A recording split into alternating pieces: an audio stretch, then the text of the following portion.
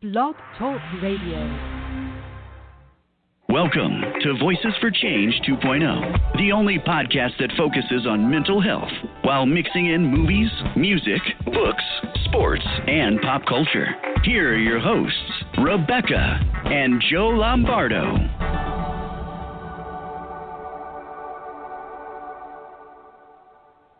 Hey, good morning, everybody. Welcome to Voices for Change 2.0. We are glad to have you with us this morning. Welcome. Thank you for being with us today on this second day of December 2017. Good Lord, it's December. Yeah, hard to believe. Yeah, it really is. Still hasn't quite sunk in yet. Well, the weather's not cooperating. Yeah, well, that's okay. The weather can stay as it is. I'm fine with snow on Christmas Day is all I need. Yeah, that's true. That's very true. So today we've got kind of an interesting show. We're doing a double show today, but the second half is not actually Voices for Change. It's the Left of Straight show that our amazing producer Scott has on this network, because he is featuring a good friend of his named Stan Zimmerman, who is a director and a writer, and he's worked on such shows as Roseanne, The Golden Girls, and The Gilmore Girls. And he's doing a special benefit to raise money for a cause that is near and dear to my heart, which is suicide prevention. And it's this Monday in New York City, and it's going to be starring Vanessa Williams, Judith Light, Ellen Burstyn, and many more. So stay tuned after our show for the Left of Straight show, and take a listen to that wonderful interview with Stan Zimmerman, and learn a little bit more about this benefit that he's having for suicide prevention. That sounds absolutely fantastic. Yeah, one of those times where I wish that we were actually in New York City. We could go and actually check that out. That would be something. That would have been cool. That would have been cool. But good luck to Stan and Scott on that show, and I look forward to hearing at the all about it. Yeah, all about it afterwards. So yeah, so stick around. Lots of show left. So as far as us today, as just for the Voices for Change 2.0 version of the show, we're chatting with an amazing author, an advocate, and a coach. She's well known in the mental health community and has an extremely impressive resume. We're honored to have her with us today, so please welcome Julie Fast. Good morning, everybody. Hey, Julie. Thanks for being with us. Hi, Joe. Thanks for rising and shining so early, because we know you're on the left coast there, out in the Pacific time zone. And, we appreciate you being with us this early in the morning for you. Yeah, it's my pleasure. Absolutely. So if you don't have any questions for us, we're just going to hop right into the questions. Sounds wonderful. Okie doke. Great. Actually, Rebecca, how about if I start with a question? You guys have this very interesting podcast where you combine mental health with more of the pop culture. What movies do you guys feel best represent the reality of bipolar disorder or having bipolar in a relationship? Because, Rebecca, you and I both experienced that, and Joe, of course, you do as well. What would be each of your favorites? Oh, that's a good question. That is a good question. I know people loved Silver Linings Playbook and said that was very realistic. Yes, that was a great movie, and we loved that portrayal of it. Early on in our relationship, I remember, and it's been a long time since we watched this movie, so I'd have to watch it again to see how accurate it is now. But I remember Beck showing me the movie Mad Love with Chris O'Donnell and Drew Barrymore. My all-time favorite Drew movie. Barrymore, I remember that. Mm-hmm. Yeah, and that was riveting too, because it showed another side of things, and that was just. I remember at the time thinking, "Wow, this is really well done," and again, it's been close to 15 years since we saw it. Yeah, you can get that for me for Christmas. We don't have it now. We're working on her Christmas list. So wonderful. Well, that's great. I always like recommendations. Yeah, so I mean, those would be two that we can think of. Silver Linings Playbook, and then also Mad Love. Just spitballing off the top of our heads. There's another movie that came out, and I'm having trouble remembering the exact title of it. And once I remember, I'll get it to you. But it was sort of a story. It was a movie of 5 different stories of 5 different people who and their lives and dealing with bipolar disorder. And it was fantastic. It was really, really well done. And I'm gonna have to look it up, and because it's not hitting me right now. But I'll look it up and I'll get it to you because it was a fantastic movie. Yeah, I remember one of the stories. The mother had bipolar disorder, and the child was the one having to take care of her. And the child was, late teens to early 20s, and it showed the mother going through manic episodes and whatnot. And I wish I could remember what that. Call Me Crazy. There you go. That's it. That's it. Yeah. Call Me Crazy. Yeah. So that's a great. So now we have some recommendations for people. Absolutely. Thanks for asking that. Yeah. Normally that's we haven't gotten to properly bring in pop culture in a while, so that was pretty cool. Yeah. Get us started. So, when were you first diagnosed with your various mental illnesses? Well, I call this the origin story. We have X-Men origin story. So most of us with bipolar, have our origin story. And mine is a very strange one because in 1994, my then partner, Ivan, was diagnosed with bipolar 1. He got very, very sick. He was in the hospital for 3 months in a manic psychotic episode, then got out and then went back into the hospital in a suicidal depression. I had to go through a court order, the police. We had to do a guardianship, etc.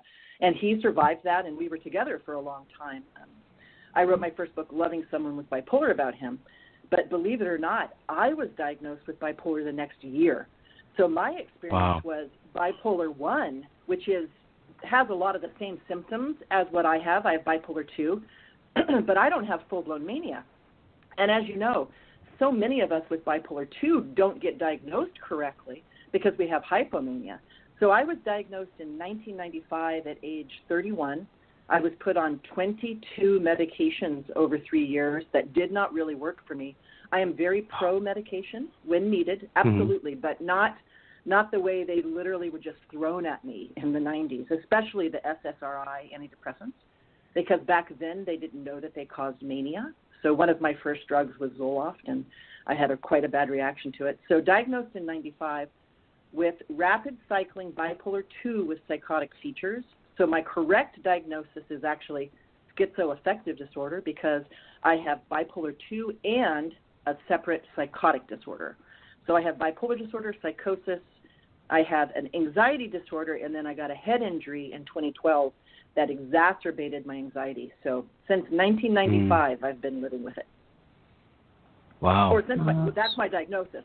My symptoms started at 16. So I started psychosis at 16, hypomania at 17, suicidal depression at 19. And because I have rapid cycling, I'm sick almost every day. But I live with it. But I have almost daily mood swings. Wow.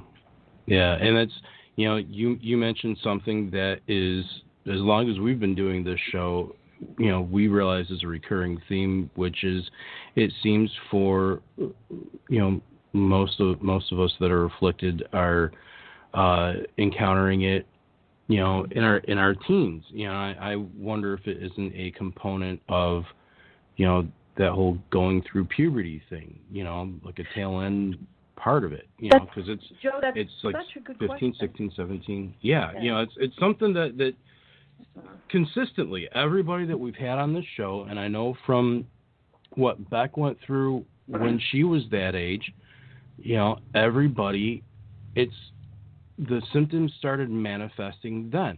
Maybe they got treatment then, maybe they didn't. Maybe it was in their 20s, or like you in your 30s, or, you know, we've even talked to people that have 6 or 7 years old. Yeah, you know, I mean, just it can all start. over the place. Well, Joe, I think you've come upon something that's very interesting in bipolar disorder. I was just reading that the National Institute of Mental Health here in the United States does funding for research. Bipolar disorder for funding for research is number 157 on the list of researched illnesses in the United States in terms of funding. It is an incredibly misunderstood illness, but here's what we do know. We know that bipolar reacts to hormones. In other words, if you put testosterone or estrogen into the body of someone with bipolar, it can make us very sick. But it's not known as an estrogen or testosterone illness. It's actually more associated with the neurotransmitters of serotonin, norepinephrine, dopamine. Then you've got cortisol. But I do think it's hormonal. The thing is, though, is that regular onset is mid to late teens. So it's normal to have that onset. I know my ex, Ivan, for example, though, had his first suicidal depression when he was 4 years old. So I think we're getting diagnosed, but we might be probably having symptoms a lot sooner. But I can say before 16, I was symptom-free. Yeah, you know, and that's, you know, again, that's the thing that we've kind of seen with the show, you know, over the last, year and a half that we've been doing this, is it's, you know, something happens, something starts to manifest in your teens. Yep. You know. Yeah, I was 19 myself, so. Yeah. You were 19? And yeah. And also, and it's also important to remember, though. I think you have what I call adult onset bipolar, and that tends to be mid to late teens, and then you have childhood onset bipolar, and they're actually quite different. I think it's the same illness, but two different types, such as childhood diabetes and adult diabetes. Same illness, but they actually manifest differently. So people whose bipolar starts really young, they have a lot more social problems than people who, like yourself, myself, and Rebecca, 16 and 19. We have so many social skills by that time. Think about if it starts at, say, 11. Look at the social skills you miss. And that's one of the problems with childhood onset mental health disorders. Yeah. Yeah, definitely. Yeah, that's absolutely, you know, reasonable. You know, that it's different. Same but different. Same but different. So when did you first decide to start telling your story? Did you feel it was well received, or did you have to go through a lot of barriers like I did at the very beginning? Well, I always like to hear other people's stories as well, because mine, I think, is quite different than other people. I think because I spent a year with Ivan, my ex, being so sick that everybody knew about it, that when I was diagnosed, it was an enormous relief. I had literally had mood swings since age 16. I'd been psychotic. And so when I heard the words bipolar disorder, I felt liberated. I told everyone. I sent letters. There was no email back then. I sent letters. I called people. I said, finally, answers. And it was enormously well received, because no one could understand why I didn't finish college like a regular person. Why wasn't I a doctor or a lawyer? I'm sure you've heard this, Rebecca.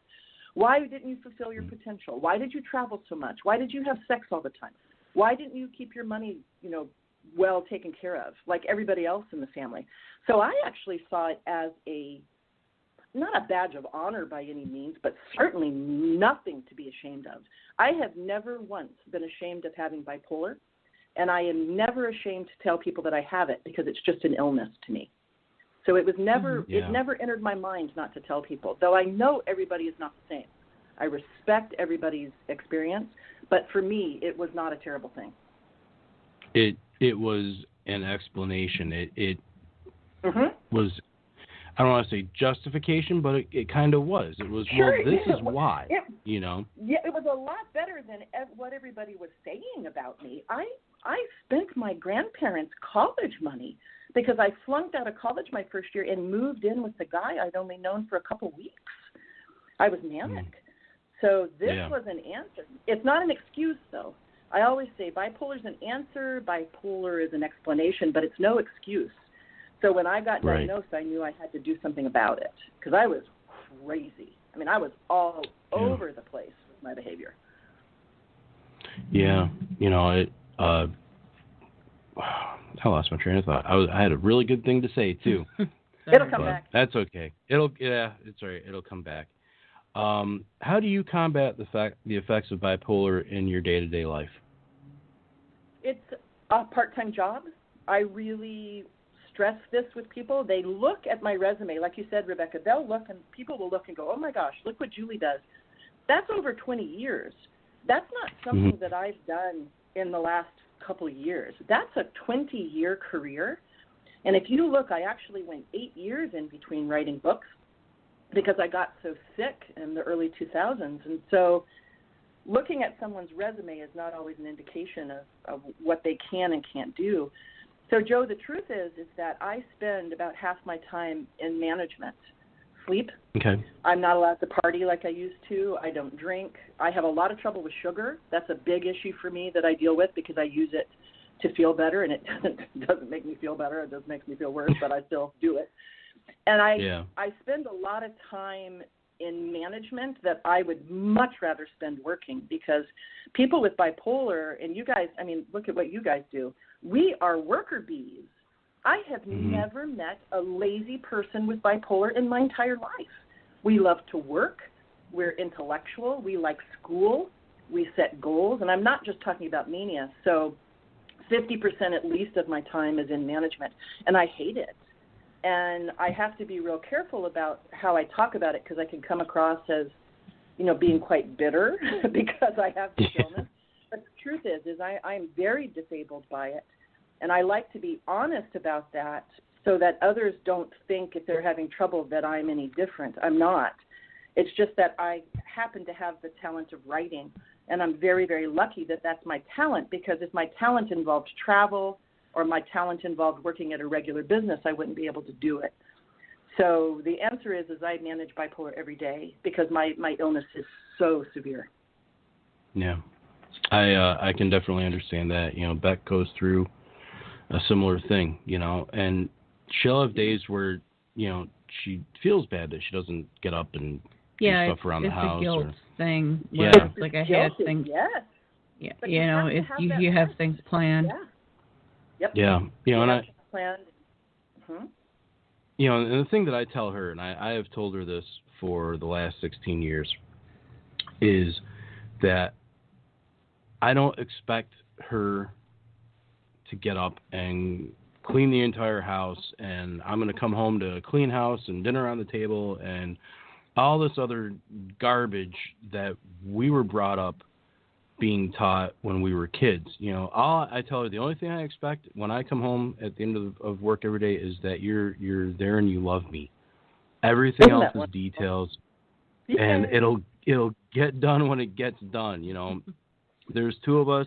If she feels up to cleaning something, great. If not, it's me, and it's got to get done no matter what. So if it's me handling stuff in the kitchen, cleaning up or cooking dinner or whatever, then fine. And it's I'm good with that. Because it's a partnership. And the days that she can't, I do. And what's interesting is that a lot of people don't understand is that those of us with bipolar disorder respond very, very well to schedules and order. So if someone can help us clean our house, it is one of the biggest gifts they can give us. Help clean our car, clean our house, keep our desk clean. They seem like little things, but for the bipolar mind, we are so easily overwhelmed that something like loading the dishwasher can be very hard for us on rough days. So the fact that you help with those little things, that is enormous. And partners play such an important role, in this illness. And I know that I'm much happier when I'm in a relationship myself because being able to have two people to handle the household duties makes an enormous difference. A lot of people with bipolar choose to work part-time or stay at home, and then they're expected to just take care of the whole house. But that's similar to working.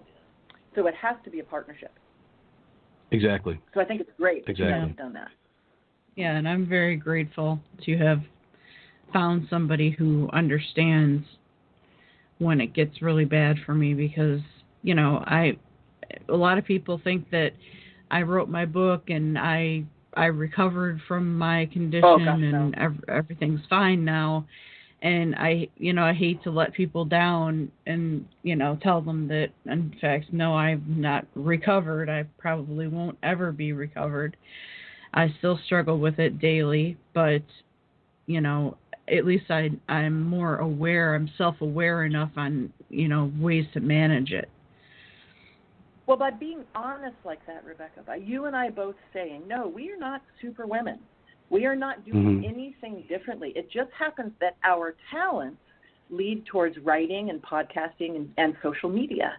Many other people with bipolar have other talents. Absolutely right. And so because our talents are out in the open, it looks like we do more. No, we are the same as anyone with bipolar. And the honesty that you show, Rebecca, lets people understand we do our best. And that's what we can do. We do our best, and then we learn to live with what our best is. And that's how you have a happy life and a good relationship. That's the secret. Absolutely. I'd agree with you there. Yeah. As she grooms my mustache for me. You've written several books on bipolar disorder, and you're currently working on another. Would you like to talk about your books a bit and let people know where they can find them? Yes, I started writing about bipolar disorder, but I was already a writer. So I had already written an ESL plan when I was in Japan for 4 years. I wrote study guides. I did a lot of writing anyway, so it was sort of natural to move into bipolar when I was diagnosed. And when medications didn't work as well for me as I thought they would, I honestly thought, I don't know if you went through this, Rebecca, I thought, I've got bipolar. They're going to give me some pills and I'll be fine. It wasn't. Oh, yeah. Close. It was nothing like that. Oh, yeah. I had terrible side effects, unbelievable side effects. So now I use a combination of my management plan that's in my books and limited use of meds. I have sort of an 80-20 policy, 80% management, 20% meds. So I manage everything I can on my own, and what's left I use with meds. So, for example, I live with suicidal depression, so I have to have something for depression because otherwise I live in constant crying depression. So my books are very much oriented towards people who want to manage the illness naturally, adding medications to a management plan versus take a lot of meds and then manage. So that's one thing. And also, I focus a lot on relationships. So my first book that was traditionally published, Loving Someone with Bipolar Disorder, is for people like you, Joe. It's for partners. And then Take Charge of Bipolar Disorder is for anybody who wants. That's my basic. I call it my big bipolar book. That's my basic book. And then Get It Done When You're Depressed is for the days where we literally have trouble tying our shoes. Like, how do you get on with life if you wake up and your first thought in the morning is, what's the point of living? How do you get past that and get on with your day, especially if you have children or you have to keep working? And then my health cards treatment system for bipolar, I call that Moneyball for bipolar. That's my big data kind of thing where you track your symptoms and learn to manage them by knowing your own symptoms. And right now I'm working on a workbook for couples because I want to have a book where couples can do it together. I don't have any products like that. And so my agent and I are working on a proposal right now. And then I have a children's book called Hortensia and the Magical Brain that I had sort of a rough time. I had worked with somebody that I thought was going to be a good fit for the book. It didn't work out. I got sick for about 4 months and had to shelve the project. So, Rebecca, I know you understand this. And then I'll be going back to that project in February. And, Rebecca, I don't know how you handle it, but I know having Joe there helps. But I just feel like it's so hard to finish things. You know, I can come up with ideas and outline them, and I'm not talking about being manic, but with bipolar, it's just hard to finish things because so many things get in the way and make it hard. But I'm just like, you know what? I don't care if it takes me 3 years to do a book that normally would take 6 months. I'm still going to do it. So that's where I am with writing right now. Okay. Okay. Yeah, sometimes you just have to chip away, at things where you can, when you can, and That being said, I'm unpredictable illness. Yeah, it is very unpredictable illness. Well, actually, Rebecca, I actually think it's very predictable in that it's unpredictable. In other words, we know that if we do too much, we're going to get sick. So it is, the triggers are so clear. I think we just keep butting. I call it the bipolar brick wall. We keep butting our heads up against it as though it's going to be different. And I'm, in my 50s now, and it's not different. So I keep thinking, bipolar is going to change. I'm going to be able to do this. No, I have to change. Bipolar stays the same for me. Right. Yep. Well, at this point, we are going to take a little break. It's a little breather here. We're going to be listening to Brian Justin Crum and Friends with his cover of Katy Perry's Rise. I won't just survive, oh, you will see me thrive, can write my story, I'm beyond the archetype. I won't just conform, no matter how you shake my core, 'cause my roots, they run deep.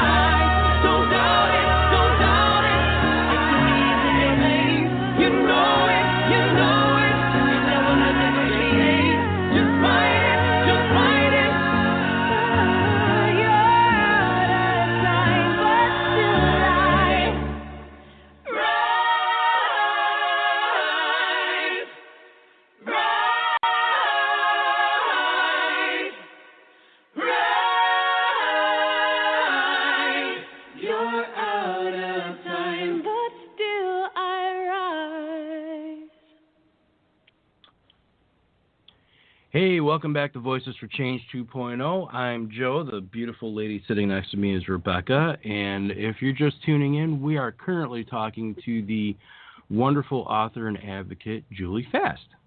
So thanks for being with us. And thanks for being with us, Julie. It's great. Thanks, guys. So, you mentioned that one of your major concerns is violence in the mental health community. Would you care to elaborate on that topic? Yeah, I want to be very sensitive to this, but very honest. We have had, as a community, to make sure that people with mental health disorders are not discriminated against.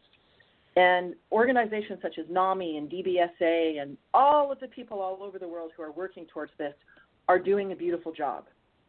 And at the same time, though, we are ignoring what I see as the dangerous and violent behaviors in our mental health community because we don't want to talk about them, because a lot of people feel it takes us back to the dark ages where people were punished for having a mental illness. And so as a coach, I work with partners and family members of people with bipolar disorder, and 99% of the time violence is involved. And what that means is, let's say, for example, having a coffee cup thrown at your head at the side of a wall. In other words, coffee cup's not thrown at you, but it's thrown right next to you and hits a wall. Somebody wiping everything off a table. Somebody making a threat. A person threatening to kill themselves. To me, that's all violence. And it's very scary for partners and family members and for society. The majority of people we see who do mass crimes, for example, have an absolute documented history of mental illness. So how do we start talking about prevention of violence in our mental health community and still have respect and privacy for people with mental illness? So that's really the issue. But right now, we're not talking about it at all. If I talk about violence and mental illness, I literally will get emails and things online. Julie, how dare you say people with mental illness are violent? I'm not saying that. I'm saying when you look at our mental health community as a whole, violence is a very big problem, and that includes with children. So I want to start more of a conversation about this because parents and partners are living in silence, especially if the violence is being committed by a girl. So if a boy does it, let's say a young man who, and I'm big on talking about cannabis as well because we have a problem with cannabis, high THC cannabis, causing a lot of aggressive behavior, especially in young men.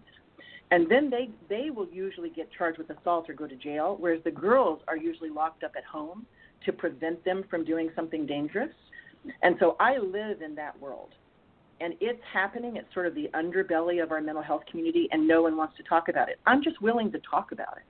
And that's all I'm asking. Let's talk about it. Let's talk about cannabis and bipolar. Let's talk about violence so that we can prevent it. And almost all mental health issues, or I should say domestic violence issues, you're looking at a mental health problem. And then here's the next one, and this is quite a topic as well. I also believe that the huge substance abuse problem we have in mental illness is far more a mental health problem than a substance abuse problem. And people get very upset with me about that as well. I believe treat mental health, then you will see a reduction in the need for substances. So as you can see, it's a big old can of worms, but it's something I think we need to talk about. Well, I'll say this, and this is strictly my opinion on it, is the substance abuse part of it is there are people that don't have the resources, and all they're trying to do is self-medicate to take away the pain 100%. That they're going through, you know, and you know, I could. Crisis. Yeah. I think our opioid crisis is a mental health crisis. It is. It absolutely is. And you know, I could open a whole huge political can of worms, and I won't because we don't go quite down that rabbit hole on this show, mainly out of, you know, respect for Rebecca's. She shuts down when it comes to political stuff. Basically, it's very, very, and I get angry. I get very angry, especially when the topic of the current administration and everything that's happening is discussed. So, to the point where I had to actually post on Facebook that I'm not going to talk about politics anymore, because I'm damaging relationships in our personal life. But I will say that, you know, for everything that's, you know, they talk about the problem of substance abuse, and they talk about, you know, needing to get proper treatment for those afflicted with the various mental illnesses out there, but then they want to take away those methods of treatment and cut the budgets and all this stuff. And, you know, even with the tax thing getting put through in the middle of the night last night, which for those who are listening don't know, that happened. Joe, and it's like here's something that's, one hand doesn't know what the other hand's doing. But here's something that's very interesting, though. And, Rebecca, I'd love to get your opinion on this. The reality is that mental illnesses such as bipolar disorder are phenomenally, I won't say easy to manage, but they absolutely can be managed by symptom management plans. So teaching somebody how to manage mental illness is so possible, especially if we start early. These are not hopeless illnesses. Look at Rebecca and myself. We're sitting here chatting on a radio show, and we have severe mental illness, but we are here. So, Rebecca, in terms of that, how do you think those of us with bipolar can replace the substances that we want to use to feel better with something that works more effectively? I'm talking about sex, cigarettes, booze, drugs, and food. How do we create a world where we are managing this illness more successfully so that we don't have to go to those substances? How do you handle that? Oh, that's a good question. For me personally, the reason that I don't go to those things as something to help me through is because there's a history of addiction in my family, and my mother died from lung cancer, and you know, I just really I see the signs, and I'm really, really particular about, you know, substances and things like that, because I've seen too many people in my family. You know, one of my brothers actually died, an alcoholic. He died due to an overdose. So, you know, for me, you know the dangers. Exactly. Right. But I think the main issue has got to be education. I don't think there's enough education. There's the books that are, you know, on the tricky side with, you know, technical terms and things like that people try to read and then maybe not have as much luck with getting through, because, you know, our brains don't concentrate quite as well as everybody else's. So, but I really think that's a huge part of it is educating people and letting them know that self-awareness is the way to be. You have to know, start recognizing the signs. Keep a journal is one of the biggest things. Start recognizing. Woo. Yeah, I start hope no one recognizing ever the reads signs. my journal because it's mean. But that's my best tool for paranoia, because I have a lot of paranoia because I have a psychotic disorder, is to write down my paranoid thoughts in my journal so that I don't take them out on other people. I think we can have, the way we have sex education and political education and social studies, we can also have brain education for children. Exactly. To learn about their brain in grade school. Like, here's what a suicidal thought looks like. Here's what a depression thought looks like. Here's what mania looks like. Because we're talking about 25% of our population dealing with mental health disorders. So that means 25% of kids are going to have something when they get older. Right, so and they need to be... I actually had a petition started to get mental health education started in schools. In elementary schools. In elementary. You know. And it hasn't gone anywhere in quite some time, but I've still got it out there, and I'm hoping someday that maybe it'll get over the, 500 signature mark. Yeah, and, actually get some awareness to it. But that's exactly it, is education, and it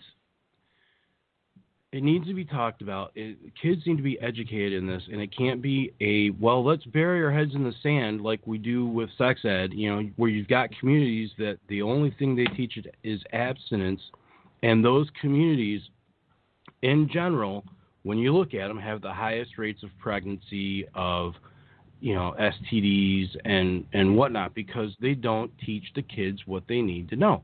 And it's the same thing with mental illness, and a lot of these kids they're encountering it in their teens, and they need to be aware of what they're going through, and they're not and haven't been for decades. This needs to be taught. But I do have some positive news. So my nephew is 15, so I've watched him go through the public school system. I can tell you from compared to when I was in school, so I went to school in the 70s and 80s and 90s. When I was there compared to now, oh my gosh, they talk about mental illness so much more openly. Everybody knows what bipolar is now. When I go talk, let's say, to younger people, I don't have to say, does anybody know what bipolar is? Now, they might not have the correct definition per se, but they know what it is. They're talking openly about suicide, they're talking about bullying, and they are talking about mental illness. So it's not necessarily in the classroom as much as it needs to be, but my nephew talks openly about bipolar, and I can see. So I like to focus on the positive, that we are so much more open as a society, and we are moving forward to being even more open. So I think in terms of sex education, we are going a little bit backwards. I think you're right on that. But I can say in terms of mental illness education, because of the internet especially, we are moving forward. So I try to stay positive because I can get overwhelmed. I don't know, Rebecca, you probably go through this too. I can get so overwhelmed by the enormity of just bipolar alone. And I like to remember 30 years ago, no one even knew what the words were. They'd say, what's that? Yeah. Now everybody knows. And that's a big thing. Yeah. Yeah, that really is. And I lost my train of thought again. Getting old sucks. I'm telling you what. Well, you get a good idea in here. We're covering a lot of topics. Yeah, we are. We're definitely covering a bunch of stuff. Now I'm relieved to hear that it's actually being discussed, and I think the generation that is going to lead the way in really changing people's outlooks on it is not our generation. Our generation is going to have the toughest time with it because I see it in people that I know that are ignorant about it. And yeah, I agree with you. The millennials are going to be much more open. Yeah. Exactly. And they're, and that's changed with everything in this country, not just mental health. It's with everything. Things that are going to change are going to be the kids that are coming up behind us. We're That's wonderful. It is. We're stuck in that transitional age where some of us think the way you do and we do, and others are contrary to it, and they don't understand. And it doesn't matter what we tell them, they aren't going to get it. That's the hard reality, and that's what we have to battle. And so yeah, it's a matter of awareness, and it's a matter of education. People are going to self-destruct on themselves. Now, I don't just mean people with mental illness. I'm talking in general. If people have a predisposition to self-destruct, they will. It's our job to be as compassionate with them as we can to help them once they've destructed and help them put themselves back together. But another thing is, again. though, Joe, is that I can tell you from experience, bipolar disorder has that built-in kind of self-destruct, and that's our suicidal depression. And if we can learn what suicidal depression sounds like and know that it's simply a symptom that's no different than euphoric mania, I call it the bipolar coin, and one side of the coin is depression and the other is mania, and they are both symptoms. Just because euphoric mania feels good doesn't mean it's not a symptom, right? So if we can learn, I have had some self-destructive mood swings where literally I hear things that say, just throw yourself off that bridge. Literally, just throw yourself off the bridge. Everything will be better. And I had to teach myself to go, whoa, I'm sick right now. I'm not going to listen to that voice, and I'm certainly not going to jump off the bridge. But I actually have compelling ideas and thoughts that almost propel me to destroy myself purely from a mood swing, not from anything personal in my life. And so learning what that sounds like and feels like is what has saved me. Because when I get triggered and a very severe depression happens, I still have to live through it, but I'm conscious of it. I'm sick. I need help. I need to take my lithium. I need to deal with what's happening. And so this desire to self-destruct is something that we can learn to control if we learn management skills before it happens. And that's another positive about the illness. Suicide is preventable. And I know that's the next session, on your show that he's doing the suicide prevention. And it's absolutely possible to prevent suicide, but we have to teach what suicide feels like and sounds like to young people so that when it shows up, they can, instead of going, oh, my gosh, I need to die, they go, oh, I'm sick. My brain is not working. And that's one of the goals, that kind of education. Being that self-aware in the moment. Yep. And, Julie, I just wanted to let you know you had mentioned that you had a question from someone, and unfortunately I'm unable to find that in my email. So if you know... Yes, it's right here. Let's see. So it's from Christian, who is our Facebook listener, and she said, Julie, there are many children with bipolar and other mental health conditions, but not yet enough awareness.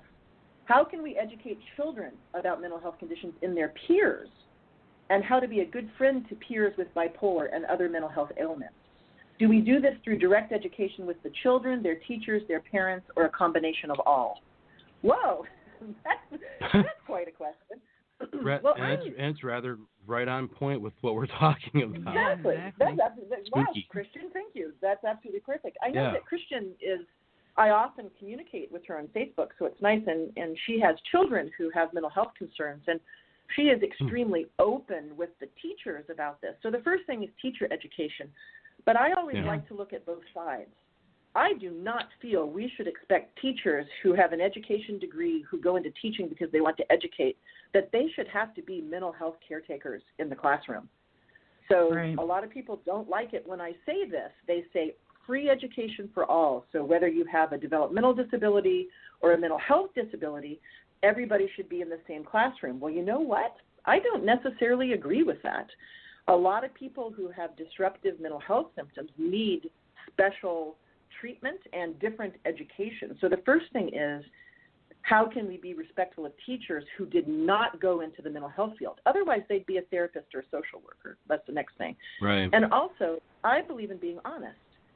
My daughter, let's say we'll call her Jamie. My daughter Jamie has bipolar disorder. Sometimes she can be a little loud, and sometimes she gets depressed. And here's what you can do to help her. Kids love to help each other. We hear the bad stories. We hear about bullies and all that. But that's even though it's very important, truthfully, the majority of kids want to help each other. Bullying is talked about because it is such an anomaly. In other words, it's not in the right order of things. Being kind is in the order of things. So be open about it. We've taught ourselves to do this with autism without question. When I was growing up, children with autism wore helmets and were kept at home. They were not even in school. Look how far we have come. Why can't we do the same with children who have depression or ADD or mania or psychosis? But we do, I feel, need to have more resources in our schools. So that would be my first answer. And the next thing is just be open about it. I always said, and Rebecca, I'd love to hear your idea on this. If everybody with bipolar disorder stood up on World Bipolar Day, we no longer could ignore the fact that there are millions and millions and millions of people with bipolar disorder. So by being open, it only serves us to be open. In the workplace, different story, but in school and in life, I'm a believer in I have a mental illness, here's what I need, and here's how you can help. And then teaching children that they cannot take their mental illness symptoms out on other children is another big thing. So that's a complicated question, but absolutely by working together, because I know Christian does this with her own family, you absolutely can get the school system, parents, and children working together to help a child. Yeah, that's that's the big thing, and it's like we were saying earlier, is that it's the generation that's coming up that needs the education. To learn how to live with compassion, and kids have this incredible capacity for compassion. They really do. I think of the little kid that, might be 5 years old and is playing and falls and skins his or her knee, and their friend runs right over and kisses the boo-boo on the knee, So, I mean, that's the norm. That's inherent, and taking that and running with it and just developing that sense of compassion, I think that would probably fix a lot of the world's ails. Yeah. A lot of hate and a lot of negativity that's out there is learned. And they're not born. Yeah, you're not born hating. You don't hate a person of another color or another creed or any other type of thing for any other reason than somebody taught you how to do that. And that's what needs to be combated, and we're trying, and it's the same thing, if somebody is battling bipolar, you don't hate them, you ask them, hey, you're hurting, and I recognize that you're hurting, what can I do to make it better? And then how can I help? I also want to say, though, at the same time, those of us with bipolar disorder have a responsibility to not take our symptoms out on the world. That is one of the biggest problems I see in our community. I watch people online have mood swings online, and they're mean and they say nasty things. I get the emails. I get the messages. So there has to be an element of self-awareness and self-control if we want to maintain friendships. I have a friend, there's two people, I don't know, Rebecca, I'm not sure if you know Martin Baker and Fran Houston, and they wrote High Tide, Low Tide, right? Aren't they? Yep, they've actually been on our show. Oh, wonderful. Caring Friend's Guide to Bipolar Disorder. And Marty and I often talk about this. What is the role of the person with bipolar? So not only do friends want to help us, we have a responsibility to be a good friend. And that's hard when you have mood swings. And so one of my main goals is I will take, just like you said, Rebecca, I'll take my mood swings out in my journal. I will talk with them with my healthcare professionals, but my friends are not on the receiving end of my mood swings. And being on the receiving end of a bipolar mood swing is horrible. Right. And I've actually written an article that's similar to that about how to maintain your relationship with your spouse, even though you're going through all these, emotions, horrific side effects from bipolar disorder. You do still have to remember that there's another person involved. I love it. So true. You have to, factor in their well-being also. Yeah, that's one thing. Go ahead. Joe, that's probably one of the secrets of your relationship is that, Joe, you have the compassion and understanding of, hey, I'm with somebody who has a chronic mental illness, but she's awesome. And Rebecca, you have the insight, which is, I have bipolar, but my partner deserves my respect. That's the secret right there. That is beautiful. Any relationship, whether bipolar is part of it or not, that's mutual respect is a beautiful thing. Yep. And that's one thing that we're really proud of with our marriage is that, I'm aware enough that when she's going through a bad route, being aware of it, and I can recognize it a lot more easily now than when we were first together, but, asking her, hey, what, you're hurting, what can I do? How can I make it better? Wonderful. And when she's going through a rough patch, she'll give me a heads up and say, hey, I want to let you know I am down right now. I'm having a bad time. I'm angry, and it's not you or anything you did or said. It's just something I'm going through right now. Oh, Rebecca, that's wonderful. What insight. And it's, but it's taken years of being together to get to that. So, how do we get to that goal sooner? Because in the course by of time, simply making the decision. Joe, believe it or not, a couple simply by saying in the moment, we are going to learn to respect each other, and we are not going to let bipolar control our conversations, and we're not going to let it be the breakup of our relationship. You can make that decision in the moment. And learn think about it. A couple who's listening to how you guys do it, they can skip all those years of not doing it. They can go straight into insight and recognition and manage it. I know when my ex Ivan and I were together for 10 years, but we ended up not being together because our relationship turned more into a friendship. Bipolar did not break us up. In fact, bipolar made us stronger because we had to be self-aware. I think one of the secrets of your relationship is that the two of you are so self-aware, and that's because of bipolar. That's pretty exciting.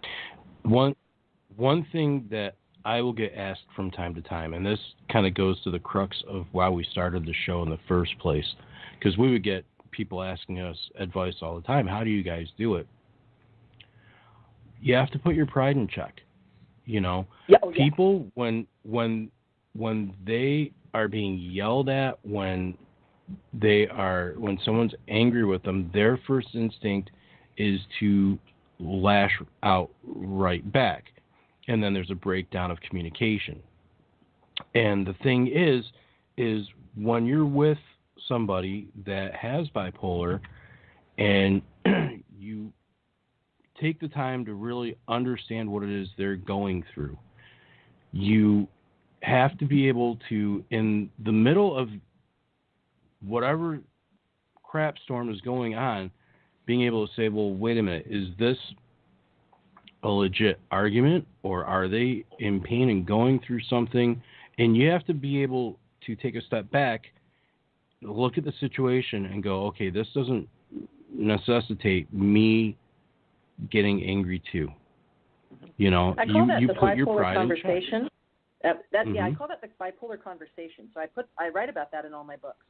You guys have naturally learned to do this. That is, when a person with bipolar is sick, you are not talking to the person. You are talking to bipolar. That's a bipolar conversation. You will never win. You will never get an answer, and you will never be happy talking to bipolar. So in the moment, the only thing you can do is address the bipolar. Oh, my partner's in a mood swing. We have to focus on bipolar. We'll have a conversation later. And you guys have taught yourself to do that naturally, one of the best ways of maintaining a relationship. Yep. Well, you know what? Unfortunately, this has been a great conversation, but unfortunately, our time is. Yeah, it does. Our time is winding down here. But before we go, Julie, would you like to give our listeners your social media so that they can reach out to you if necessary? Absolutely. The best way to find out about my books is on my website, bipolarhappens.com. All of my traditionally published books, of course, are available on Amazon. And then you can find more about my overall work at juliefast.com.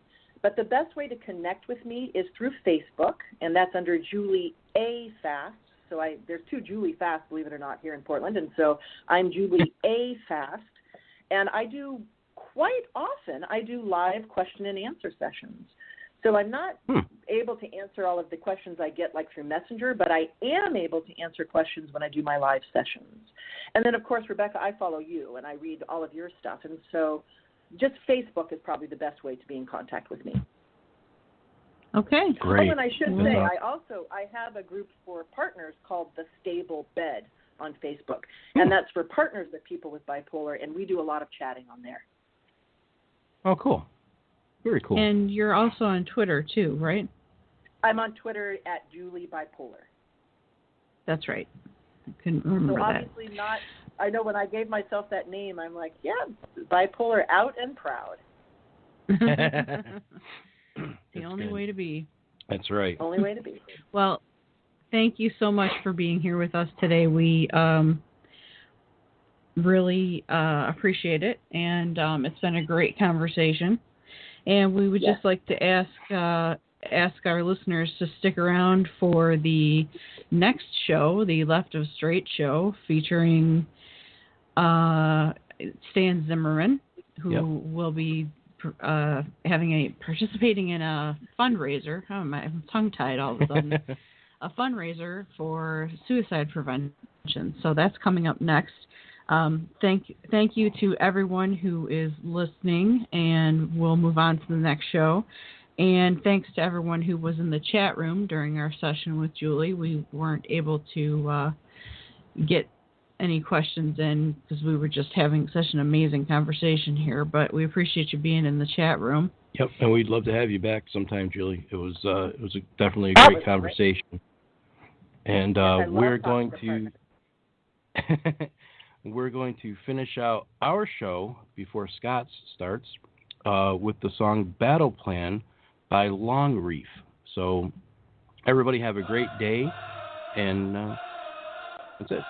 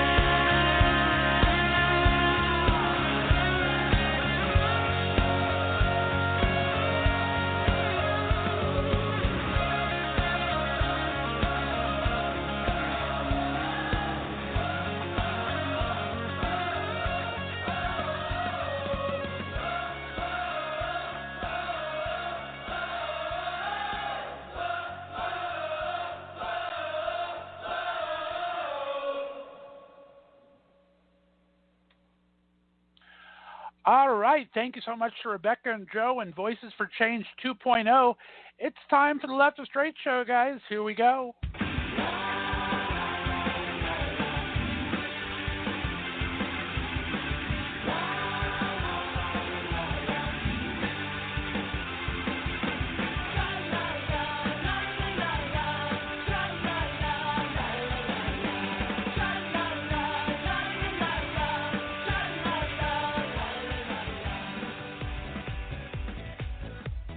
Welcome to the Left of Straight Show with your host, Scott Fullerton, as we discuss everything under the rainbow sun, from LGBT issues to foodies, entertainment to books. Join us as we talk to some of the most interesting leaders and celebrity LGBT guests and allies on the internet. So grab a cocktail, it's always happy hour somewhere, and enjoy the show. Now, here's your host, Scott Fullerton.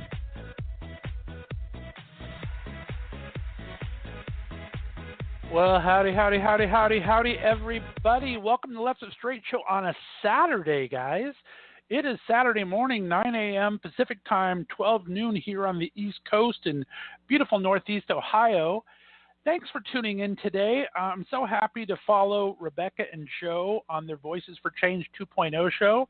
If you're not listening to it, it's on every Saturday morning at 11 a.m. Eastern Time. It's a great show. They tackle the areas of mental health and there's a little pop culture and fun in there as all. Rebecca is a published author who has dealt with such issues as bipolar and depression, and unfortunately even had a suicide attempt, but thankfully recovered. Joe is her husband, who's been with her through every step of the way and is such a great support system. Together, the two of them have an amazing show every Saturday, talking to some of the best authors, mental health experts, and people that have dealt with different aspects of it every Saturday. So I hope you tune into that right here on Left of Straight Network.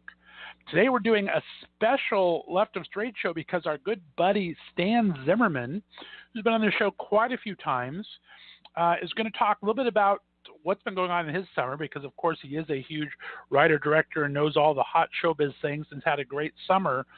But he is doing an event on Monday, this coming Monday in 2 days, December, at Town Hall Theater in downtown New York City. There are still tickets available. It's a one-night-only fundraiser to raise funds for the American Suicide Prevention Organization and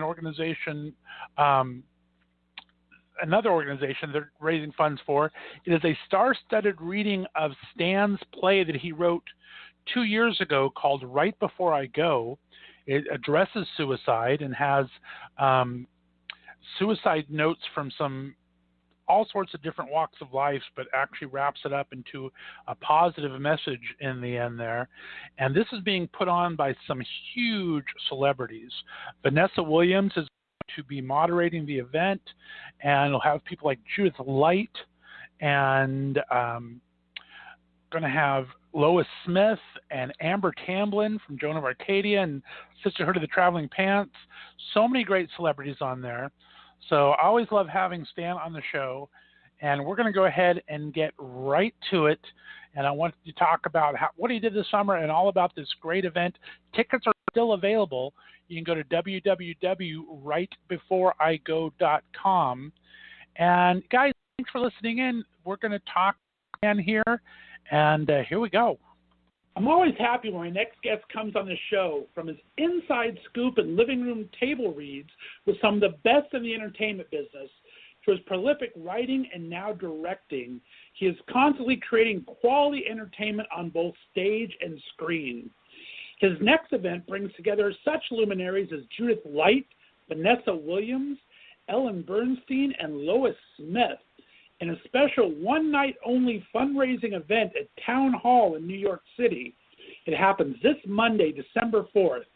I can't wait to talk to him all about that and so much more. Please welcome back to the show one of my favorite people, Mr. Stan Zimmerman. Stan, how are we doing today? Good. Where are all the applause? We'll get it. We'll edit that You'll in. Add those in you deserve it. Okay. Wake up my mother. I'm sure she'll be glad to do it. There you go. Okay. I'll have to borrow Alexander's sound machine there. Get his producer in here. Oh, how you doing, my friend? Alexander, It's been a while. It has been a while. Hot minute. We have this show is so amazing, and I want to talk all about it in a bit. But let's play a little catch up because it has been such a long time. Yeah. You have had when was the last a busy time? Was fall, it around? my friend. I think it was around the Emmys and Mindy or Sterling, or was it before that? Yeah, I think that was it. It was right before the Emmys with Mindy, and man, your fall was crazy. We had the best time.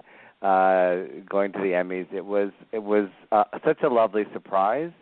The Emmys, there's a huge campaign now, and millions of dollars are spent on people getting Emmy nominations, and they take out ads, and you see, just driving around LA, you'll see banners hanging up, and DVDs are sent out, and we had nothing. We had Kristen Baker, who runs Telefilms, and me and Mindy, and we created a campaign, but it was really grassroots. And we worked our butts off, but we really wanted to get the series Sex and Execs and Telefilms, and especially Mindy Sterling, acknowledged. And she's never been nominated for anything. And we got it. And she actually got 2 for another web series she was on. And we just had a blast going, and I pulled out my old tuxedo, and I must admit I did have to let out the waist a little bit. I think I had it in my early 20s.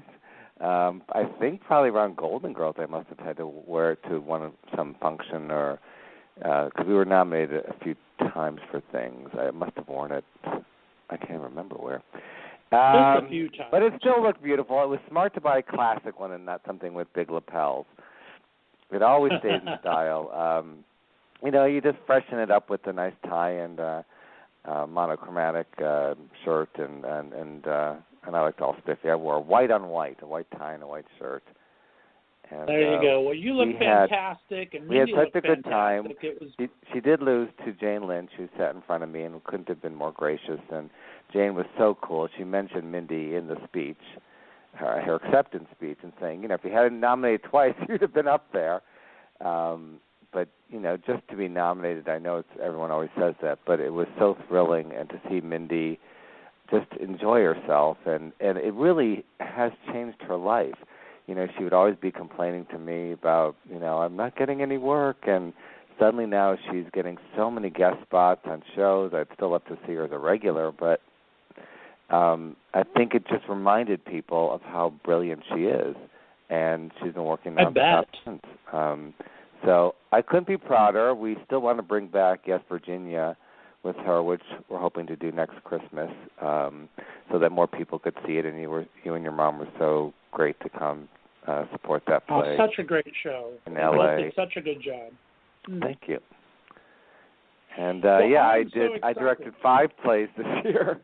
I have to confess that after last November and the elections, I went under the covers, and as a lot of people did. And luckily I didn't stay there long, and I just knew I had to get out and do as many projects as I could, say yes to everything, not only for myself, so that I wasn't sitting here screaming at my television set, every time there's a press conference with that lovely Sarah Huckabee Sanders. Oh, my goodness. I just love that she was wearing Blanche Devereaux's bed covers the other day.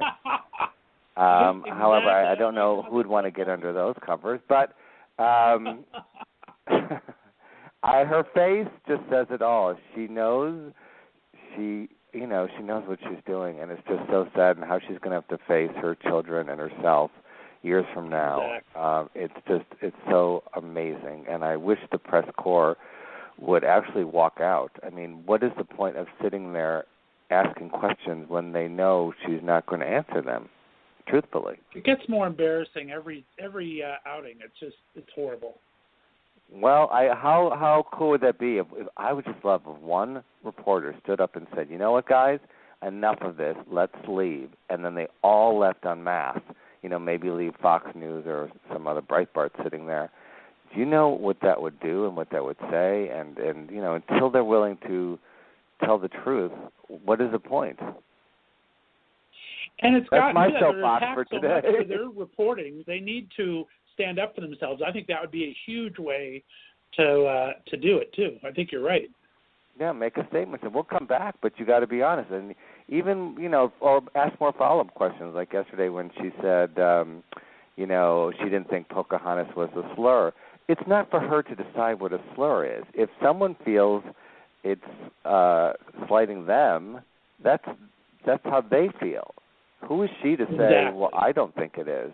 if someone is offended by something, then just acknowledge it and say, here's the point. He said it wrong, or just something. It's just so.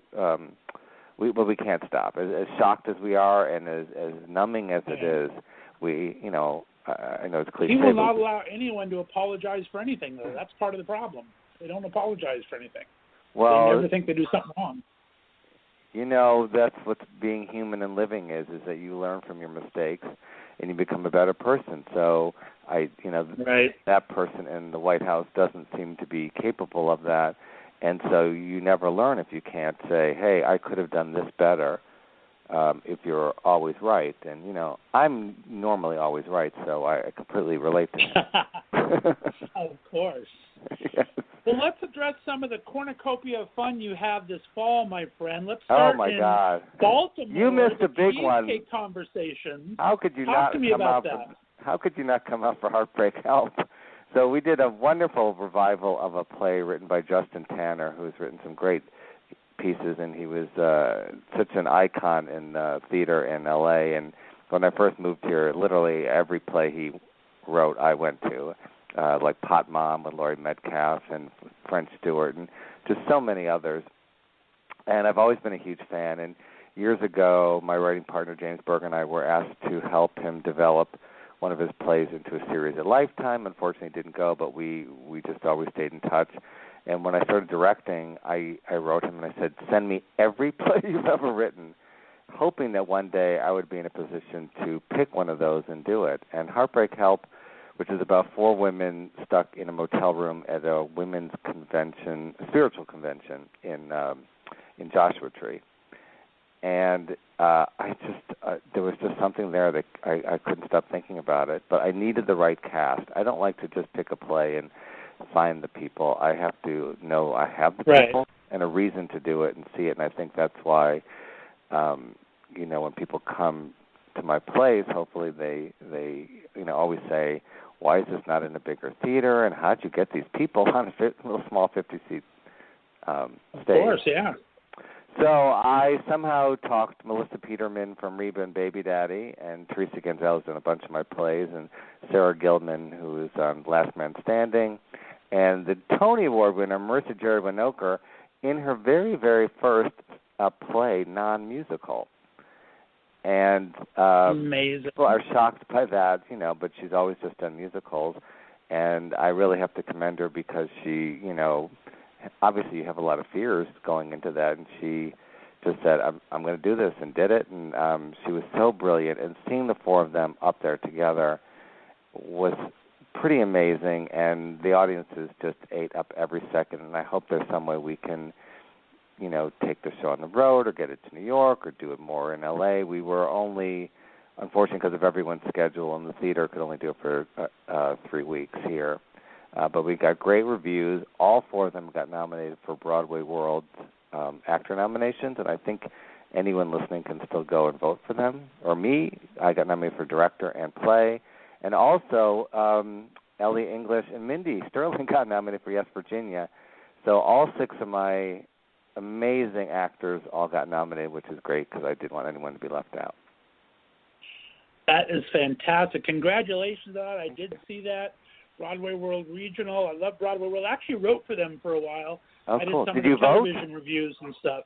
Yeah, I did television reviews for them, basically, when the new season came out. Okay. So it was really nice. They're a great group to work with, and they really support the art so well. So yeah, it's so great what they do. So I need you to vote and everyone to vote, and you don't have to have seen the plays, but it really would help support us, and especially something like my play Yes, Virginia, to help us bring it back. Yeah, I'll put a link on the show page here, and when I promote it, we'll put a link for the voting as well. Because we definitely got to get these ladies recognized, and yourself, of course, as Best Director. And I believe the show is nominated itself, isn't it? The play Heartbreak itself. Help was too, and it would really help to get that show going, because New Yorkers and the rest of the country have not really seen Justin Tanner's writing, and it's really special, and I think it really speaks to the times about people coming together and that we can make a difference. And I talked about this a lot to the actress backstage before the show. I said, with everything that's going on, you all have a gift, and that's making people laugh. And for for 70 minutes, let's use that gift and let people get away from all their problems. Like yourself with the broken refrigerator, to be able to go into a theater and have a shared experience with other humans, not on their phones, and just let loose and have a giggle and also feel something. And that in the play, the theme is really everyone can make a difference and can change, and we all band together, and I think that was really cool. Right. And we've talked about it before. LA has a fantastic theater scene. I think there's like 200 to 400 small theaters throughout the cities in the greater LA area. They're very inexpensive. I mean, I think your shows have been $20 or less at times. Yeah, I charge between $20 and $30, and so that it is very reasonable. And then sometimes we put it on Gold Star for a discount. Luckily we've sold out most of the shows, so I don't have to do that. But I still want to make it affordable for people. And I also want to change the landscape of LA theater, help with that. I know in New York and London, actors of all statures just perform anywhere, whether it's a little tiny black box or a huge theater. And in LA, I think it's kind of become, you only do the big theaters if you're a big actor or well-known. And I love the idea of you do it anywhere you want because of the love of theater. And so I'm hoping, that we kind of knock down those walls a little bit here so that when you go to plays, you can, be surprised. Well, I truly think that'll be the next wave. Writers like you and everything, we saw it happen to television. We had all these great film actors finally find out that the great work was really happening on television. And now with writers like you, they're finding some great work is in plays as well. So hopefully they'll keep trickling down from movies to television to now theater. That'd be a fantastic thing. It would be great. I mean, getting help from agents, because in theater, you don't make a lot of money. So a lot of agencies don't want to help with that. But I have so many great friends that are agents, and they know that it feeds the soul of the actors. And also through doing plays, all my actors get other work. Every single one of them always gets seen and gets some acknowledgement, and their career has changed because of the plays. And whether it's playing a part that's different than yourself. But I remember years ago when we were developing TV shows, you could not get movie stars to do a TV show. You could not get even recording artists. I mean, we had a development deal, Warner Brothers and Sony, and we would go after music people, and the executives would say, you're never going to get someone to go off the road where they make a lot of money, performing in concerts to commit to 22 episodes of a series. And, then someone like Reba does it, and then it changes everything. And, it's nice to see there's, people doing, whether it's a limited series, when you get something like, Big Little Lies, and you get like Reese Witherspoon, and, you get an amazing cast, and Nicole Kidman, the TV show, it's just, it's pretty cool to see. And there's just so much. For sure, and I think the small runs like that, those 3-week or 4-week runs, actually help an actor's schedule too. It does. It makes it easier for them. The problem that some casting directors at the major networks are saying is that now all the actors say, I only want to do 8 to 10 episodes. Well, for like CBS, NBC, or ABC or Fox, they need those 22 episodes to make money. So, it is causing a few issues that, you got to do all of these for us to, get our money back. But it'll all be figured out. And then who knows if even network television, where that's going to be in a couple of years from now, just the way viewing habits have changed. With Trump's FCC net neutrality going away, oh my God, that's going to change the landscape yet again. Well, we don't even know. And just going to films. I used to go, every Friday to a new movie, and I don't go that much anymore. Although there seems like right now there's so many cool movies this season that I've got to get out and go. So I think during the holidays when everybody leaves LA, I'm going to, go to a lot of films and catch up. There you go. A lot of gay Well, let's themes, continue so. on our tour of things that I didn't get to see with you. Let's go to Baltimore, Maryland, and the cheesecake conversation. Oh, my God. Why did you not show up to that? Because I'm an idiot, Stan, and I'm poor, but that's all. I got to get sponsors on this damn show. That was such a cool event, and again, I have to thank the world of social media. I never would have found out about it, except I saw, I think on Facebook, they were people posting about this performance art exhibit called Miami is Nice. And the story is, and I didn't know this till I knew it was a Golden Girls themed event, and I wrote somebody on Facebook that said, hey, that's so cool, and anything I could do to help. And they said, well, would you come to it? I said, yes. And then they said, it's in Baltimore. I said, okay. I'd never been to Baltimore. And I guess the story is that two guys fell in love over Golden Girls episodes, and they decided to get married and make their wedding a Golden Girls themed wedding and have it in this gallery and invite artists from all over the world to submit Golden Girls themed art that went on the walls. Nice. Performance, and then they had me come, and H. Allen Scott came and moderated, and we sat on a beautiful rattan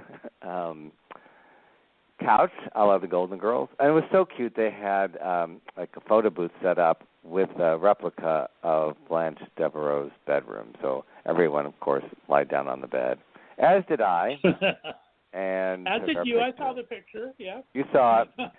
But it was so wonderful to meet people and to hear their thoughts on what Golden Girls meant to them. And I don't know why I never, when you're in LA or New York and you hear it and you kind of go, well, that's kind of show business talk. But when you're in, the Heartland or in Baltimore and you hear people get up and say, when their mother was ill or something, bad was happening with them, they would turn on Golden Girls as, a way to get away and to have a laugh and to not think about what's going on. And I think I needed to hear that because that's great, yeah. When you write, you don't really think of that, and you're kind of in a little bubble. And it was really cool to hear, still to this day, the effect when people watch it. Because most of the, I talked to a lot of people, young and old, but the young people, they were not alive when we first did it. Right. And didn't you even get a little fan art from that little? I did. Someone came up, this beautiful young woman came up and said, I did this picture of you. Showed it to me. I said, well, you have to sign it. And she was kind of surprised. I said, no. I mean, I've never had fan art, which I loved. And that was just so adorable. And that is so cute. I met really, really great people there. And it was my girls' tour of the East Coast. Because my next event I missed was the coffee monologues up at Gilmore Girls. Tell me about that. Okay. Rub it in some more. So this is the second annual Gilmore Girls Fan Festival, and it was in Kent, Connecticut, which last year it was in a place called Washington Depot. But that town was so small that we kind of doubled with all the fans coming in, so they moved to a larger town. And what they normally do with those is that on Friday night they have a behind-the-scenes panel, like myself, talk about what it was like on Gilmore Girls, and it's moderated. Mm-hmm. We do a Q&A, and then Saturday are the actors from the show, and then Saturday during the day, the festival invites anybody from Gilmore Girls to either sign books or raise money for charities, and I, like a nut, said, I'll do a play. And then I thought, oh my God, what if I said, and this was in the middle of me doing Heartbreak Help and directing that and producing it, and how am I going to do a play, and what play, and who do I cast? And I was like, I can't, why did I say yes? So then I came up with this idea of doing the coffee monologues, which would be like the vagina monologues, except it would be some monologues from Gilmore Girls of Rory and Lorelai and Emily, the grandmother, the mother, and the daughter on the show. So I went literally through every script And I zipped through and just looked for the long passages, and I copied them and pasted them, and then went through and picked my favorite. And I put together a half-hour show, and I had this idea of I'm going to cast 3 men reading it rather than putting actresses from the show. I thought it would be funny to have just an interesting, different interpretation of it. And just because I, thought I need to challenge myself more, I put myself in the show. So I was on stage kind of talking and introducing in between the monologues. And, we rehearsed, very shortly in L.A., and then we did it. And I told the actors, don't do an imitation of them. Don't put on a woman's voice. You just have to really commit and sell with what they're saying and really honor the words.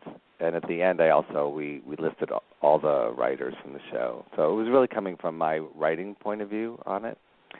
And so we had Sam Pancake, who was in the revival and also a very close friend of Lauren Graham's, and George Bell, who had a small part and was also the dialect coach, and Eris Alvarado, who was in the show. He worked at Luke's Diner. He played Caesar.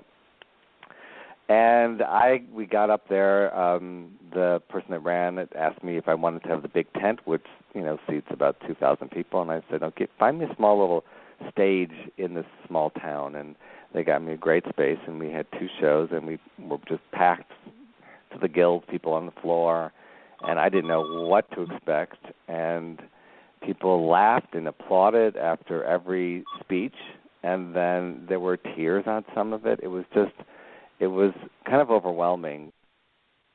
A lot of mothers and daughters that were there laughing but also crying and finishing sentences because they knew the script so well. And it was a really lovely way to honor the show and the writers and the actors, and we all had such a ball, and I'm really glad I did it, and got a great Nice. response. Yeah. How fun. And then it was you got fun to be a rock star for the boyfriend in my head, who is your very good friend, Michael Urie. You not only got to see him in Torch Song, but you got to see the play he directed, Bright Colors and Bold Patterns. Tell me about your time with my boyfriend. He's everybody's boy. He's America's boyfriend. I like that. That was America's sweetheart. He's America's boyfriend. Yes. Well, when he heard that I was coming through, he says, "Well, you're not coming through. You're stopping and coming to my opening night of Torch Song." And I was like, "Of course, I would not miss that." And I had seen the original with Harvey and my good friend Estelle Getty, and seeing Michael up there, and he's so brilliant. I think it's only playing through December 9th. Off Broadway at the Kaiser Theater. So if you are in New York or nearby, you must hurry and go see this play. He's so wonderful, and Mercedes Ruehl is great as his mother, and just a great cast of actors, and very hot and sexy and talented, and it's a beautiful production. And I was really happy to support that. And then when I was just there in New York for Thanksgiving, he directed Drew Droege in a play Bright Colors and Bold Patterns, which I actually saw in L.A., but they were opening it off Broadway, and he said, "You're coming to that too?" When Michael says you show up, you show up. There you go. I love that he's directing now as well as acting, and I'm so happy for Drew, who is a good friend of Mindy Sterling's and a Groundlings improv member. And having a big success. Yes, and the exciting part of it was I made Andrew Reynolds laugh in the lobby at opening night. So I was once I had that, I said I could go home, but I stayed for the show anyway. I'm a huge Andrew Reynolds fan. I would love to work with him, and we were just passing each other, and I guess he heard something I said, and that is a cool story to have right there. That was him, and I did that once at a party with Allison Janney. And she was just like, "Who is this guy?" And I was just like, "Okay, I can die right now," because I respect Allison. Allison Janney can do no wrong in my book. I mean, she's amazing. Amazing, and the sweetest person. And so to think that she thought I was funny, that was it for me. So it was really fun. I got to see a bunch of shows and support people and friends, and I also did some teaching and coaching of actors in New York, and And now I'm going to go back on Saturday for this amazing event that started off very small and has turned into quite a turning point in my life. Well, let's talk about this. I mean, it's so exciting. This is a play you wrote a couple years back after one of your good friends, Kevin Gill, passed away from suicide. Talk about how this project came about then and what transforms it to now, how it got revived. After my friend Kevin died by suicide, it was very difficult for me, and wanting to put the pieces together and understand, how it happened and that he was in that state, and that his friends that only saw each other at his birthday parties didn't all know, and there was so much shame around it, and people didn't want me talking about it. Right. I took on the job of the group that if anybody had questions, I would be the one that they could call. So if I saw on Facebook someone said, "Did he die of cancer?" I would, privately email them and say, or text and say, "Here's my number, and if you want to talk about it." Right. So it was very difficult because every time the phone rang, I had to. I can imagine. And it was really a very difficult couple months. And so I felt I needed to use my craft somehow to change the subject, that we could talk about it and it wouldn't be shameful. And I came up with this idea, like the vagina monologues, I keep going back to that, so thank you, Eve Ensler, of doing a piece using real suicide notes and have 4 actors on stools reading them, and because it's read and not memorized, it could be done easily and quickly and cheaply anywhere all over the world. Like her play has been translated into, like 32 languages, and right. She's created a foundation where the money goes to women organizations, and then for the month of February, she lets whoever produces it their own charities. And I thought how great that would be if we could do something similar and use September, which is Suicide Prevention Month, and then you could keep the charities when that's produced. So I just started collecting all over suicide notes, and occasionally I would print them out and read them, and they were very difficult, and I couldn't get through them. And then Matthew Quinn, who's produced a bunch of my plays, said this would be an excellent fringe show, and we're doing it this year. So we do June is Hollywood Fringe Festival, and this was 2 years ago, and I started in January, and I put it together, and I did a reading in my living room, which I do for all my shows, as you know, and invited friends to come over and be honest what they heard. And it was a little long, but people were extremely moved by it, and they also suggested that I put more of myself in it and not just be notes, but in between the notes do more writing on my own and feelings, and but also put in as many facts as possible. And then I cast it with some great actors, Olivia Dabo, who I've worked with a number of times from the Wonder Years, and Peter Onorati, right, and Brendan Robinson and Ali Gonino, and we did it at the Fringe Festival and won an Encore Award, and I knew I had to keep it going because I saw the response to it. We did, I think, 6 or 7 shows, and at the end of the show I would get up and ask the audience to raise their hand if they've been touched by suicide, and about 98% of the people raised their hand.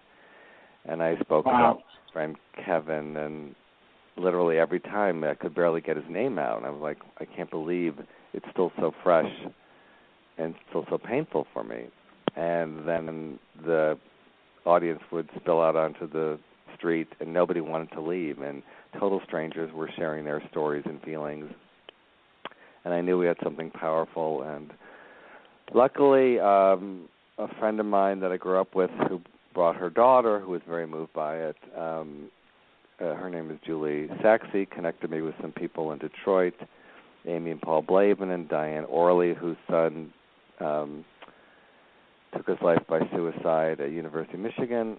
and they wanted to be a part of it and help raise money. And then I ran into Aaron Craig, who was a general manager on my TV theme show song musical when we did it at NYMF.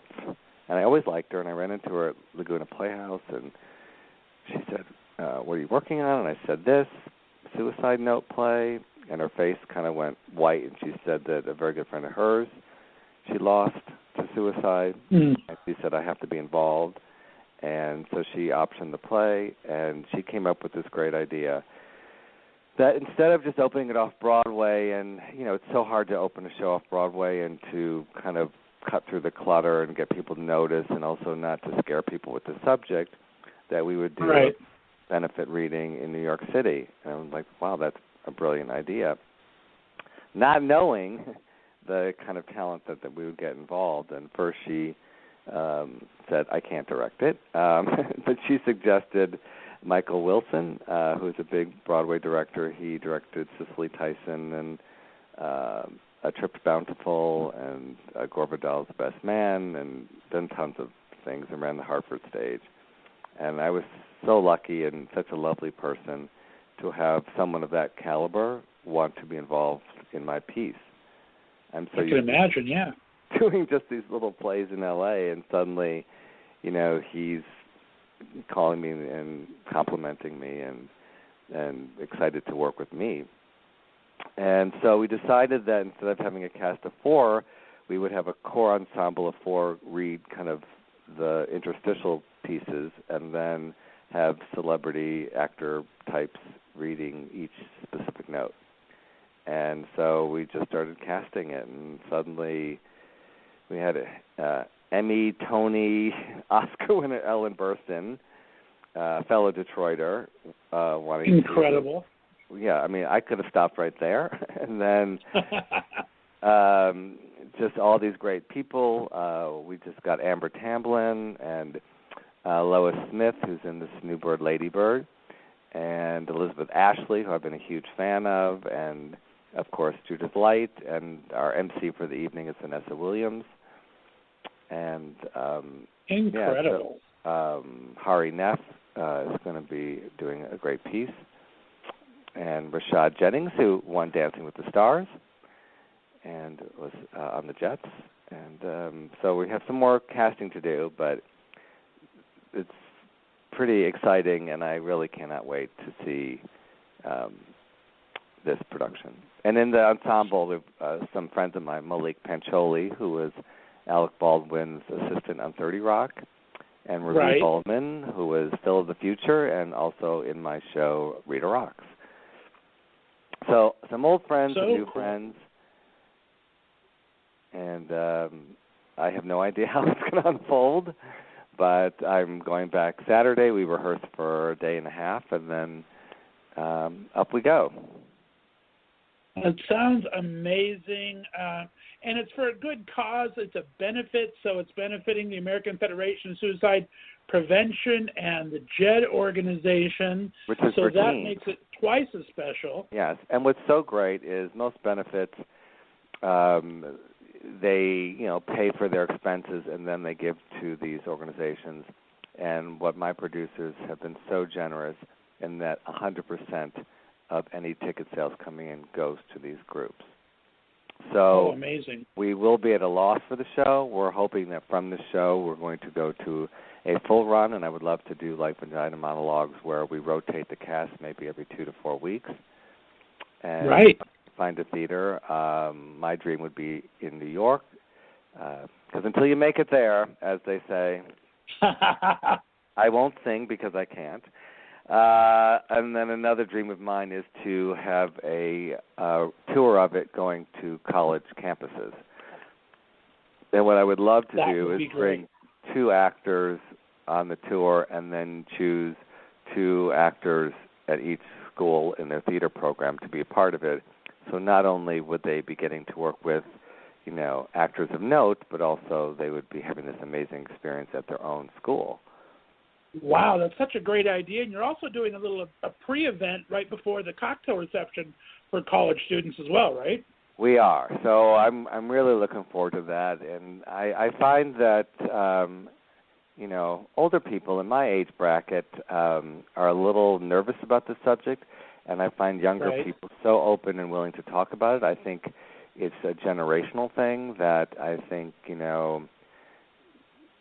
kids today, everything's out there online, and it's just there's no barriers, and people just talk and say how they feel, and so I'm really excited to share this with them and hear what they think, and then we're going to actually have a cocktail reception after the show. It's been moved to after, which I'm very excited about, because I think after having experienced this piece, and it's only like an hour and 5-10 minutes, it'll be great for everyone to meet and talk to the actors and share their feelings. And I probably won't want the night to end, but I'm also so thrilled because I've been waiting 2 years to get this going, and I felt like every day that went by we were losing lives.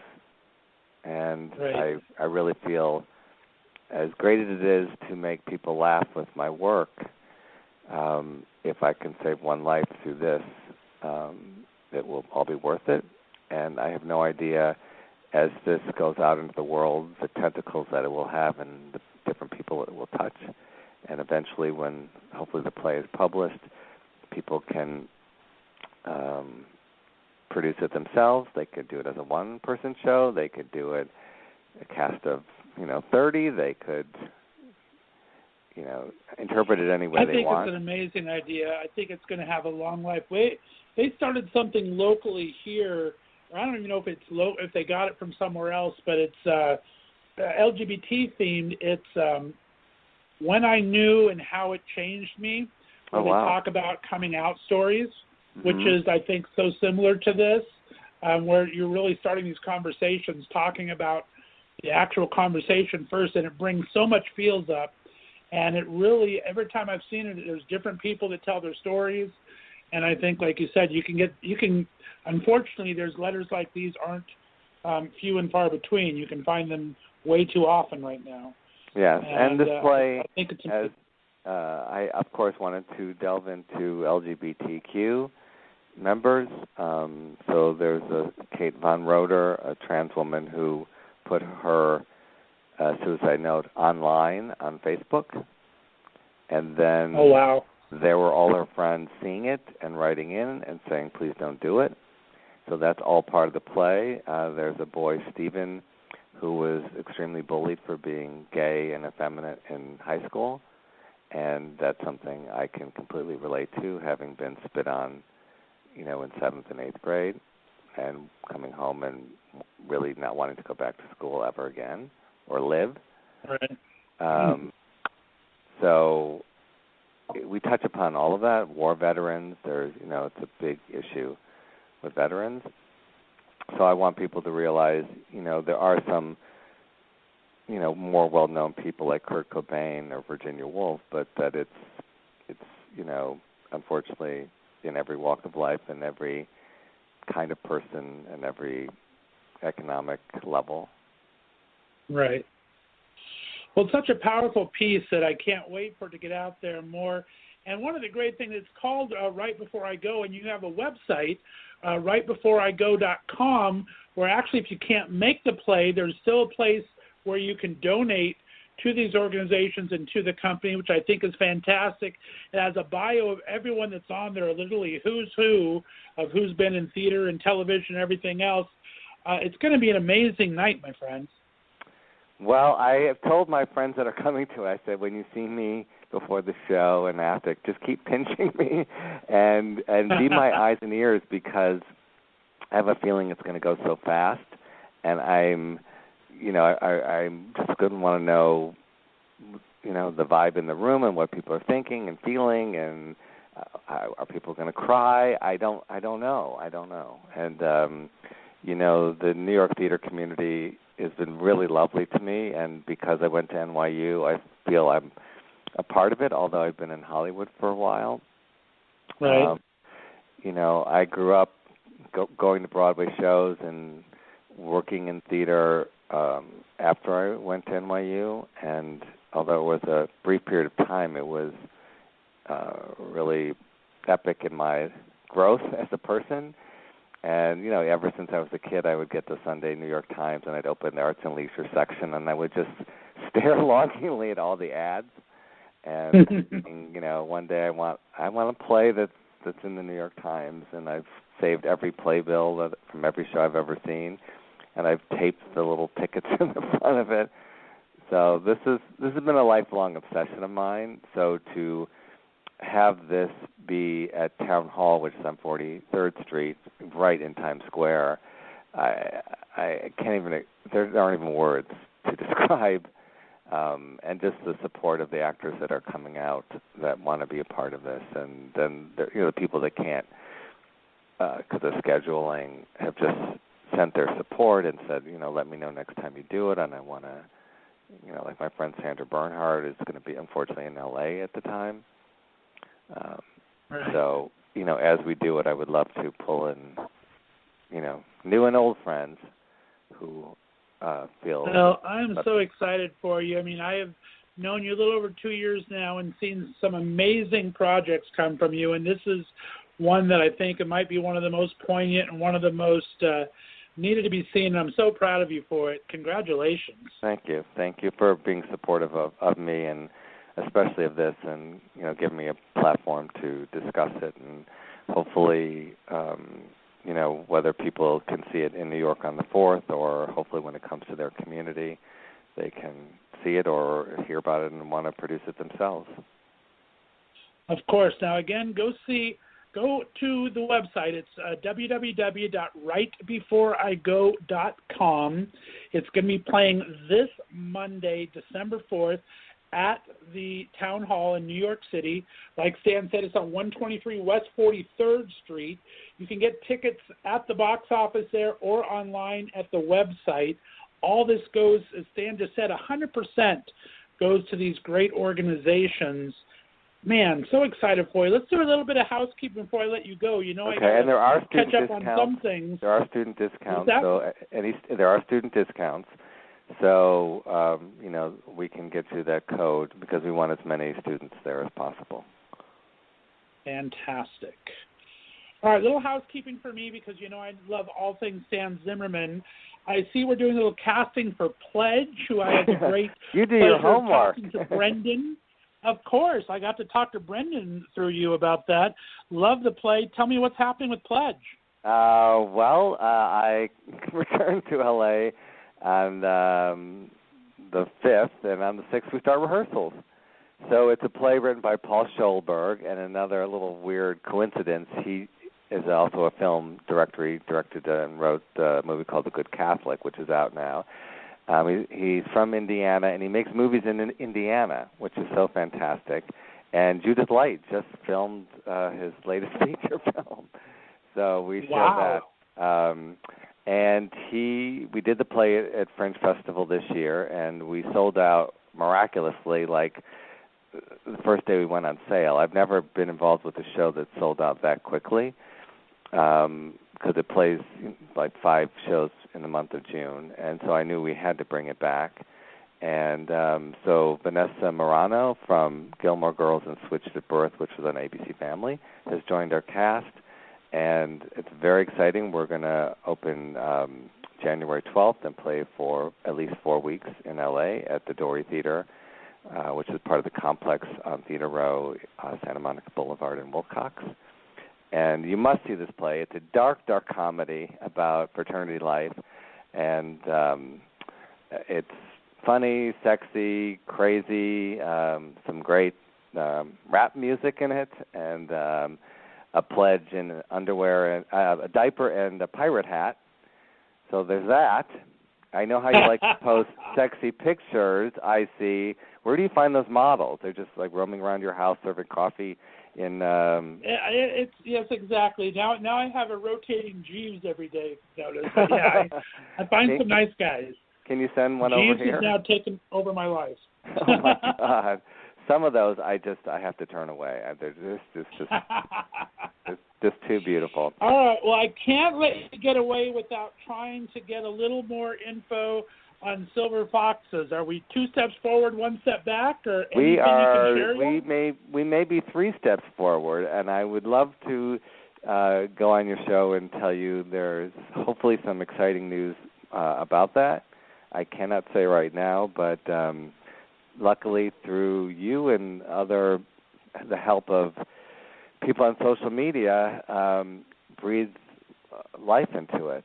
It was dead. Not one network would read it, and so hopefully we'll have some exciting news to talk about that soon. So don't give up, all of you. We're gonna get this thing made if it's the last thing I do, and it may be the last thing I do. Never ever. You have so much left in you. Give everyone, so they can have the pleasure of following all your exploits as I do. Where can they find you on your website or social media, my friend? ZimmermanStan.com. I love Instagram. I love the pictures. Facebook or also Twitter. And although I'm mad at Twitter because they need to shut down you-know-who. But let's support Instagram. Follow me there, and you'll find out all about the plays that I'm doing in LA and in New York, and hopefully around the country. Fantastic. Stan Zimmerman, I appreciate being your friend. I appreciate being an admirer of your work, and I'm so appreciative for all you've done for this show, and keep coming back with so much more of your fun and exciting life that I get to miss most of the time but live through vicariously. Well, back at you. All righty. Well, stay on the line for me, Stan. Guys, we're going to take a quick break, and we'll be back to wrap all this up. You're listening to the Left of Straight Show right here on Blog Talk Radio.